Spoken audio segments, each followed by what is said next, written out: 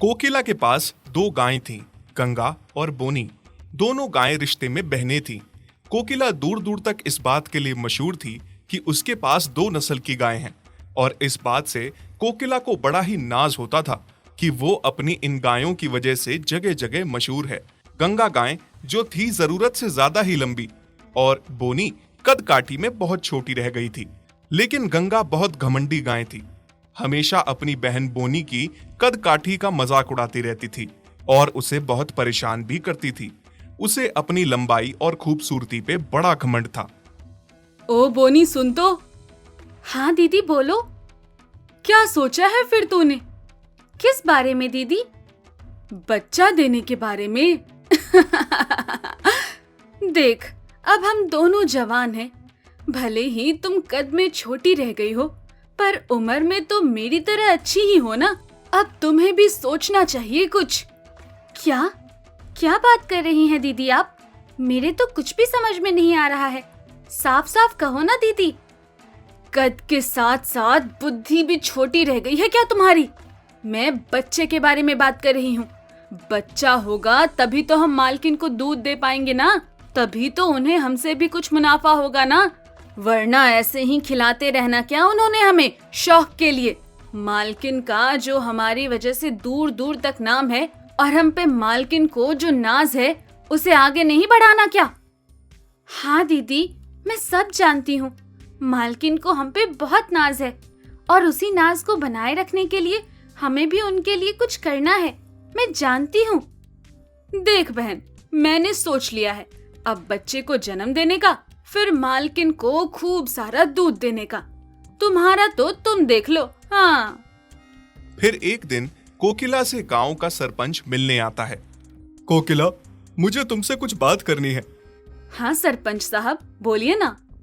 मेरी बेटी को तुम्हारी बोनी गाय बहुत पसंद आई है, और वो रोज सुबह शाम उसके लिए जिद करती है कि बाबा मुझे वो बोनी गाय ला कर दो, मुझे उसके साथ खेलना है। तुम जितनी चाहो उतनी कीमत ले लो उस गाय की, वो बोनी गाय मुझे दे दो। कैसी बातें करते हो सरपंच साहब आप? बच्ची तो बच्ची है, आप भी बच्चों जैसी बातें कर रहे हो। वो मेरी गाय है, कोई खेलने की चीज नहीं है। तो क्या गलत कहा मैंने? मैं कौन सा तुम्हारी गाय मुफ्त में ले जाने वाला था? मुंह मांगी कीमत देने को तैयार हूँ। हाँ, और वैसे भी वो गाय खिलौना ही है दुनिया के लिए। तुम उस गाय को मानती हो, बाकियों की नजरों में वो खिलौना ही है। तुम्हारी लंबी गाय को तो मैं मानता हूँ, उससे जरूर तुम्हें कुछ फायदा होता होगा, पर बोनी गाय कौन सा तुम्हें बच्चा देने वाली है और भर भर के दूध देने वाली है। तुम बस हर जगह इसलिए मशहूर हो क्योंकि तुम्हारे पास दो अद्भुत गाय हैं। क्यों नहीं देगी वो बच्चा, और क्यों नहीं देगी दूध?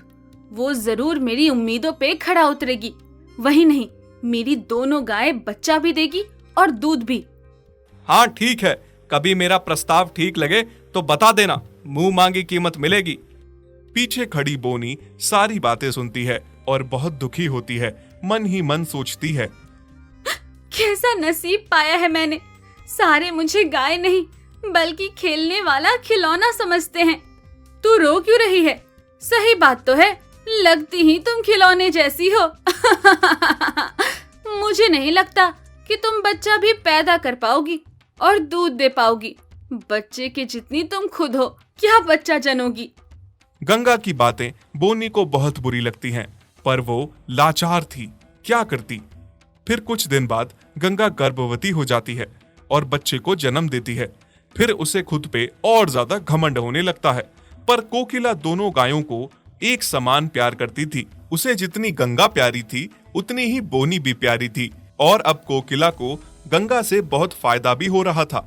गंगा बहुत सारा दूध दे रही थी, जिस वजह से कोकिला के घर से दूध बाहर बिकने लगा था और कोकिला को बहुत मुनाफा हो रहा था।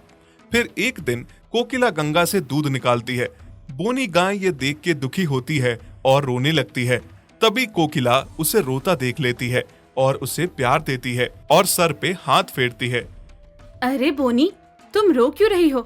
तुम ऐसे दुखी ना हो। तुम दुखी होगी तो मुझे भी बहुत दुख लगेगा।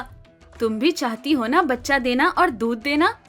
बोनी मालकिन की तरफ सर हिलाती हुई हामी भरती है। कोई बात नहीं, तुम चिंता ना करो, समय रहते सब ठीक हो जाएगा। मालकिन के मुंह से ऐसी बातें सुन के बोनी को बहुत अच्छा लगता है, पर गंगा अपने तानों से उसे जीने नहीं देती और कहती है, हाँ, मालकिन तुम्हारा दिल रखने के लिए ये सब बोल रही थी और क्या कहती बेचारी, पर तुम्हें तो शर्म ही नहीं है। क्या फायदा है तुम्हारे जीने का? ना तो तुम माँ बन सकती हो, ना दूध दे सकती हो और ना किसी बच्चे के खेलने वाला खिलौना बन सकती हो। मुझे देख, बच्चा भी जना, उसे दूध भी पिला रही हूँ और मालकिन को भी भर भर के दूध दे के फायदा दे रही हूँ। हम गाय का यही तो फर्ज होता है, पर तुम तो गाय होने के नाम पे धब्बा हो। उस दिन बोनी गाय बहुत दुखी हुई। जो बातें उसकी बहन ने उसे कही वो आज तक किसी ने नहीं कही थी।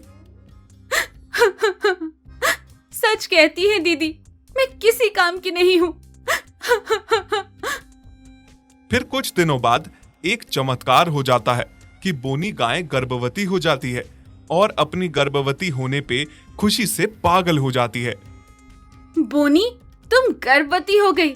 देखा, मैंने कहा था ना, सब ठीक हो जाएगा। वो तुम थी जो ऐसे ही चिंता करती थी। गंगा बोनी के गर्भवती होने पे बिल्कुल खुश नहीं थी। उसे लगने लगा था कि मालकिन अब बोनी को उससे भी ज्यादा प्यार करने लगेगी। आय हाय, तू गर्भ से क्या हो गई बोनी? तेरे पांव जमीन पे भी ना लगने लगे। नहीं दीदी, ऐसी बात नहीं है। तुम गलत क्यों सोच रही हो? गलत नहीं मैं सोच रही हूँ। इतना खुश होने की कोई जरूरत नहीं है। खुद को देखा है तुमने? मुझे तो लगता है कि तुम्हारी तरह ही बच्चा पैदा होगा, बोना सा। और ना तुम मालिक को अच्छा दूध दे पाओगी और ना अपने बच्चे को। तुम कभी संपूर्ण माँ बन ही नहीं पाओगी।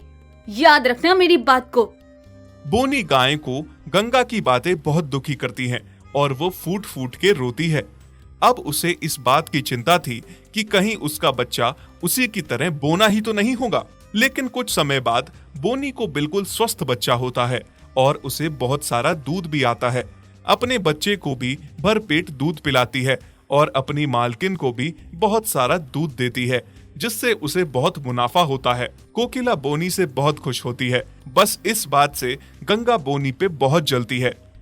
देखा दीदी, आज मैं भी अपने आप में एक संपूर्ण गाय और संपूर्ण माँ हूँ। तभी कुछ ऐसा होता है कि गंगा बहुत बीमार हो जाती है। वो बिल्कुल दूध देना बंद कर देती है। उसका बच्चा बिना दूध के तड़फता है और बहुत रोता है। हाँ मेरे बच्चे, मैं जानती हूँ तुम्हें बहुत भूख लगी है, पर मैं कितनी बदनसीब माँ हूँ। मेरा दूध आके भगवान ने छीन लिया मुझसे। दीदी, अगर तुम चाहो तो मैं तुम्हारे बच्चे को दूध पिला सकती हूँ। मेरे पास बहुत सारा दूध है। क्या तुम मेरे बच्चे को दूध पिलाओगी? कितनी अच्छी हो तुम।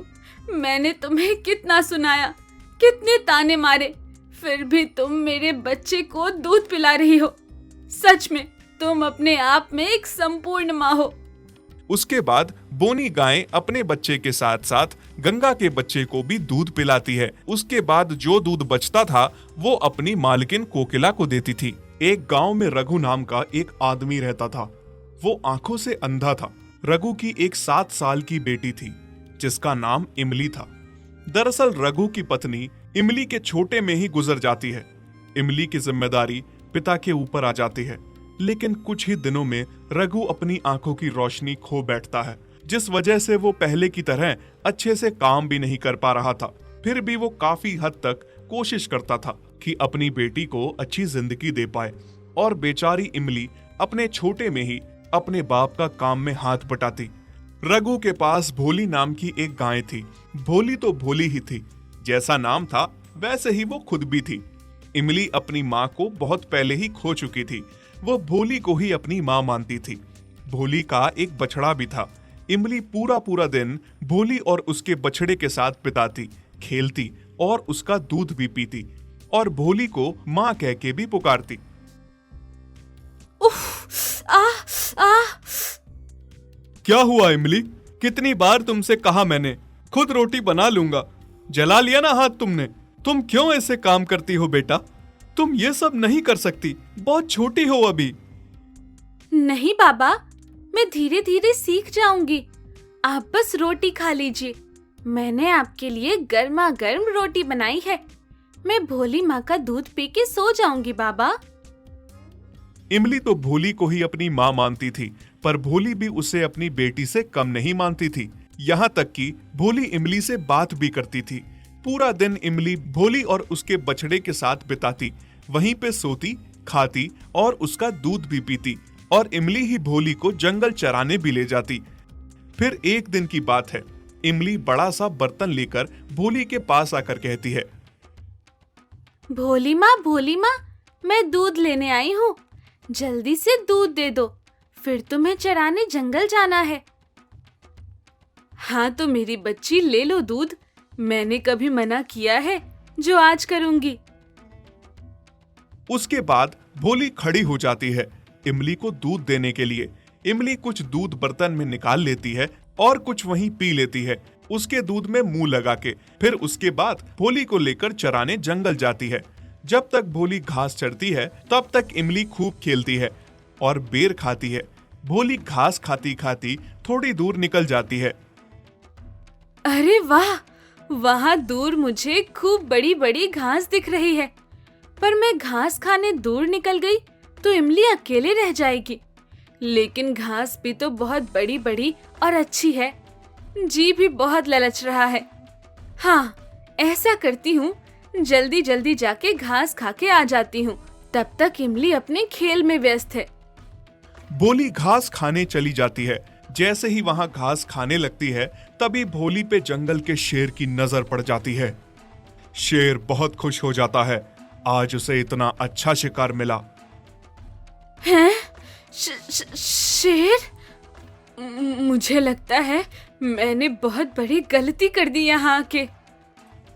भोली भागने लगती है और शेर उसके पीछे पीछे भागता है। एक जगह भोली थक हार के गिर जाती है और घुटने के बल गिर जाती है और डर के मारे थर थर कांपने लगती है। मूर्ख गाय, मुझसे दूर भाग रही है। हाँ, वैसे तुम तो बहुत तंदुरुस्त गाय हो। तुम्हें खा के मुझे एक हफ्ते तक भूख नहीं लगेगी। नहीं महाराज, मुझे मत खाइए। कैसे ना खाऊं? हाथ आया हुआ शिकार कैसे छोड़ दूं? ठीक है महाराज, मैं समझ गई कि आज मेरी मौत आपके हाथों लिखी है। मैं आपका शिकार बनने वाली हूँ, पर उससे पहले मेरी एक बात सुन लीजिए। मेरी एक आखिरी इच्छा है। ठीक है, बताओ क्या कहना चाहती हो तुम? महाराज, मेरे 2 बच्चे हैं। एक बेटी जिसका नाम इमली है और एक मेरा बछड़ा है।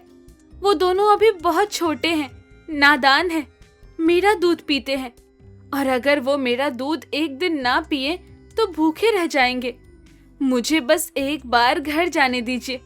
मैं उन दोनों को खूब सारा दूध पिलाऊंगी और उनको किसी को सौंप के फिर यहाँ आपके पास वापस आ जाऊंगी। उसके बाद आपने मेरे साथ जो करना होगा कर लेना। तुमने मुझे इतना बेवकूफ समझ के रखा है क्या? मैं इस जंगल का राजा हूँ, तुम मुझे बेवकूफ बना रही हो। तुम अगर यहाँ से एक बार चली गई तो दोबारा वापस क्यों आओगी? नहीं महाराज, मुझ पे यकीन करिए, मैं जुबान की बहुत पक्की हूँ। मैं जरूर वापस लौट के आऊंगी। शेर कुछ सोच में पड़ जाता है और फिर कहता है, ठीक है, जाओ, लेकिन जल्दी वापस आ जाना। भोली उदास होकर घर आती है और सोचती है कि वो जा तो रही है, पर अपने बच्चे को कैसे छोड़कर वापस आएगी, कैसे उन्हें समझाएगी कि उनकी माँ अब नहीं लौटने वाली। उधर इमली भोली को ढूंढ ढूंढ कर थक चुकी थी और वापस घर आ गई थी। इमली बेटी, तुम रो क्यों रही हो? क्या हुआ? और शाम हो गई है, भोली कहाँ है? बाबा, आप सच कहते थे। मैं अभी बहुत छोटी हूँ, मुझे बड़ों वाले काम नहीं करने चाहिए। मुझसे भोली माँ खो गई। हर जगह तलाशा मैंने, लेकिन माँ मुझे कहीं भी नहीं मिली। तू घबरा मत मेरी बेटी, भोली बहुत समझदार है, वो आ जाएगी। तभी थोड़ी देर में भोली उदास सी होकर घर वापस आ जाती है। पापा, भोली माँ आ गई। देखा बेटी, मैंने कहा था ना, भोली आ जाएगी। इमली और भोली का बछड़ा जाकर भोली के गले से लग जाते हैं। भोली इमली और अपने बछड़े को पेट भर दूध पिलाती है। दूध पिलाते समय उसकी आंखों में आंसू थे। दूध पिला के वो इमली और अपने बछड़े से कहती है कि उसे जाना होगा, उसने किसी को वादा किया है। इमली और बछड़ा ये सुन के बहुत रोते हैं। नहीं माँ, आप कहीं नहीं जाओगे। हम दोनों बच्चे आपके बिना कैसे रहेंगे? मैंने किसी से वादा किया है कि वो मुझे थोड़े समय के लिए जाने दे। मुझे अपने बच्चों को बता के आना है कि उनकी माँ अब कभी लौट के नहीं आने वाली। तुम दोनों अपना ख्याल रखना, हमेशा सबके साथ ईमानदार रहना। आगे जाके ये ईमानदारी ही तुम्हारी काम आएगी। ये कह के भोली वहां से चली जाती है। इमली और छोटा बछड़ा भोली माँ को पीछे से देखते रहते हैं। भोली जब जंगल पहुंचती है तो शेर को यकीन ही नहीं होता कि गाय लौट आई है। भोली शेर के आगे घुटने टेक के सर झुका के बैठ जाती है। लीजिए महाराज, अब मेरे साथ जो करना है कर लो, मैं आ गई। अरे वाह, तुम आ गई। मुझे तो लगा था तुम अब लौट के नहीं आओगी, पर तुम तो बहुत ही ईमानदार गाय हो। अपनी जान के बिना परवाह किए वादा पूरा कर रही हो। मैं तुमसे बहुत खुश हुआ और इसी खुशी में मैं तुम्हारी जान बख्श देता हूँ। जाओ, तुम अपने बच्चों के साथ खुशी खुशी रहो और अपने बच्चों को खूब सारा दूध पिलाओ। भोली बहुत खुश हो जाती है और अपने बच्चों के पास घर लौट आती है। बच्चे माँ को देखकर बहुत खुश थे और माँ के गले से लग जाते हैं। यदि आप ऐसी कहानियां और देखना चाहते हैं तो हमारे चैनल को सब्सक्राइब करें और बेल आइकन पर क्लिक करें ताकि हमारी सारी नई वीडियोस आप सबसे पहले देख सकें।